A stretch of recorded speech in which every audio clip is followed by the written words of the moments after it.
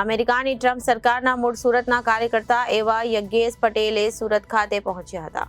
યજ્ઞેશ પટેલ 40 વર્ષથી અમેરિકામાં સ્થાયી થયા છે અને રિપબ્લિક પાર્ટીમાં છેલ્લા 10 વર્ષથી સક્રિય કાર્યકર્તા છે. સરકાર આવતા ભારતને શું ફાયદા થશે તે અંગેની તપાસ ખાસ વાતચીત કરવામાં આવી હતી. મૂળ સુરતના અને છેલ્લા 40 વર્ષથી અમેરિકા કેલિફોર્નિયામાં સ્થાયી થયેલા ઉદ્યોગપતિ યજ્ઞેશ પટેલ સાથે ખાસ મુલાકાત કરવામાં આવી હતી. યજ્ઞેશ પટેલ ઉદ્યોગપતિ તો છે જ, પરંતુ તેઓ અમેરિકાની રિપબ્લિક પાર્ટીના 10 વર્ષથી સક્રિય કાર્ય કરી રહ્યા છે. હાલમાં ટ્રમ્પ સરકારની અમેરિકામાં પ્રચંડ જીત થઈ છે અને જીતમાં યજ્ઞેશ પટેલનો પણ સિંહ ફાળો રહ્યો છે. યજ્ઞેશ પટેલ છેલ્લા 10 વર્ષથી અમેરિકામાં રિપબ્લિકન પાર્ટી સાથે સંકળાયેલા હોવાથી તેમની પ્રસિદ્ધિ પણ આસપાસના વિસ્તારમાં ખૂબ જ છે. જેથી આગામી સમયમાં તેમને પણ ઉચ્ચ હોદ્દા ઉપર સ્થાન આપવાની ટ્રમ્પ સરકારની તૈયારીઓ ચાલતી રહી છે.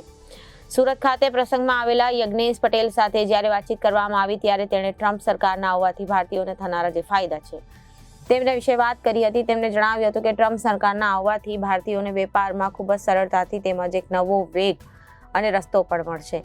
જેમાં આગળના સમયમાં ટ્રમ્પ સાથે જે પ્રકારે વ્યવહાર કર્યો હતો તેનાથી 4 ગણો વધુ વ્યવહાર ભારતીયો અને ગુજરાતીઓ સરકાર સાથે કરી શકે તેના માટે પણ યોજનાઓ બનાવવામાં આવશે. સાથે સાથે વિદ્યાર્થીઓને વાત કરીએ તો વિદ્યાર્થીઓ માટે પણ અલગ અલગ નવી પોલિસીઓ આવશે અને ખાસ ભારતીય અને ગુજરાતીઓને H1 વિઝા કરાવનારા કોઈ પ્રકારની સમસ્યાનો સામનો કરવાનો રહેશે નહીં. સ્ટુડન્ટો માટે પણ વિઝા માટે દ્વાર ખુલશે. તો કોઈ પણ વ્યાપાર અમેરિકા સાથે કરે તો તેમાં ચોકસાઈ રાખવી ખૂબ જ આવશ્યક હોવાનું યજ્ઞેશ પટેલે જણાવ્યું હતું.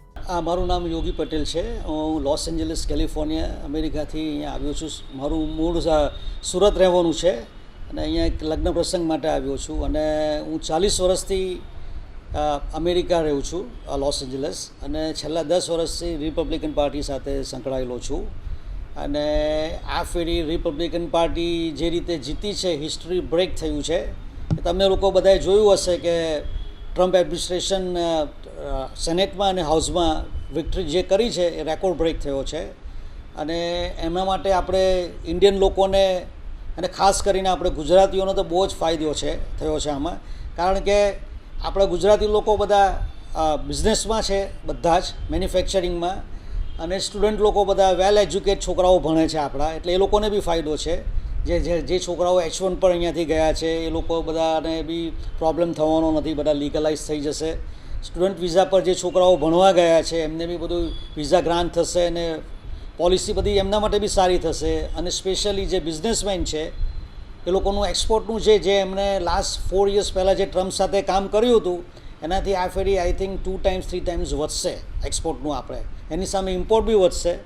એટલે આપણે કોઈ બી બિઝનેસમેનને ડરવાની જરૂર નથી.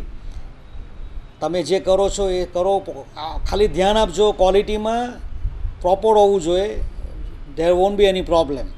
અને મારું બીજું સ્ટુડન્ટોનું બી કહેવું છે કે ભાઈ કોઈ બી અનએક્ટિવિટીમાં ભાગ લેશો નહીં. જ્યાં સુધી તમારી કોઈ બી જાતનું તમને ક્રાઇમ ત્યાં ફોલમાં પડશો નહીં તો યુ ડોન્ટ હેવ ટુ વરી. કોઈને ડરવાની જરૂર નથી. અને જે બીક છે આપણા લોકોને, ઇન્ડિયન લોકોને, કે ટ્રમ્પ સરકારના રિલેશન કેવા રહેશે, તો મારું એટલું જ કહેવું છે, નોટ ટુ વરી. આપણા રિલેશન ઉલટા સારા થશે, વધશે. Reporter Arvind Rathod, Janadesh news, Surat.